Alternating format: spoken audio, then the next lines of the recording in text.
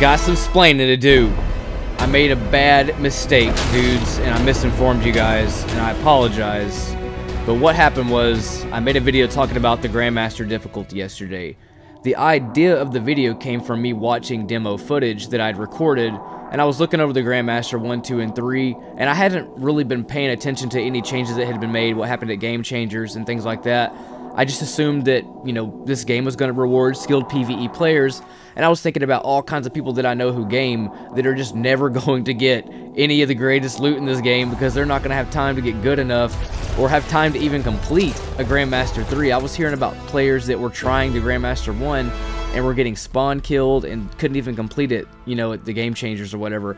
And I was just thinking about that. I was trying to be helpful, and it turns out I was actually misinforming people who were probably getting hyped about the game and then found out about that video I made and were like, oh man, that sucks. So I wanted to recorrect that, apologize. I'm never trying to be that dude that's just like giving some stupid fucking information. So anyways, this is the real numbers. Let's jump into it with normal mode first. The launch difficulty you will see for normal mode is now going to be 0%. The drop chance of maximum rarity is increased by 50%. The hard mode difficulty is now going to be 52% increase damage and health by the enemy. And then the drop chance of maximum rarity is increased by 100% on this. Now for the Grandmaster 1, 165% enemy damage and health is increased. The drop chance of Masterworks is increased by 150%. The Grandmaster 2 is now lowered to 430%.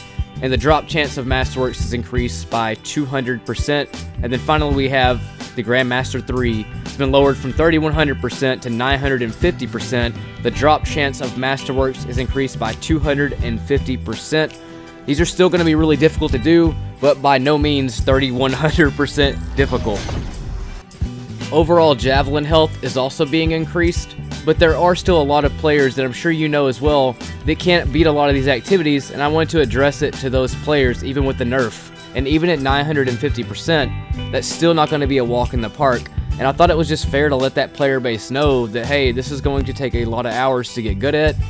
You're going to have to learn how to build your guy. You're going to need teamwork, and if you go down, you're not going to get back up. And $60 is a lot of money for some people that just are never going to experience any of the Grandmasters. Even with them being nerfed, they're still going to be hard, you know? So it was just fair to talk to those kind of players instead of the, you know, diehards that are just hyped up about this. There's another player as well, and those are the casual players, tons of which I know, and I thought I would just let them know what they would be getting themselves into if they decide to buy this game. I would in no means try to bash this game. I love Anthem. I want everybody to play it, or at least try it out, because I think the experience of just flying a javelin around, especially Storm, is amazing.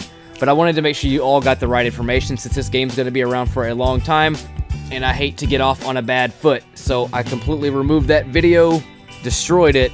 Now you have the correct knowledge to know at launch what you can get yourself into with those difficulties, and I hope to see you all there, bros, next time in space.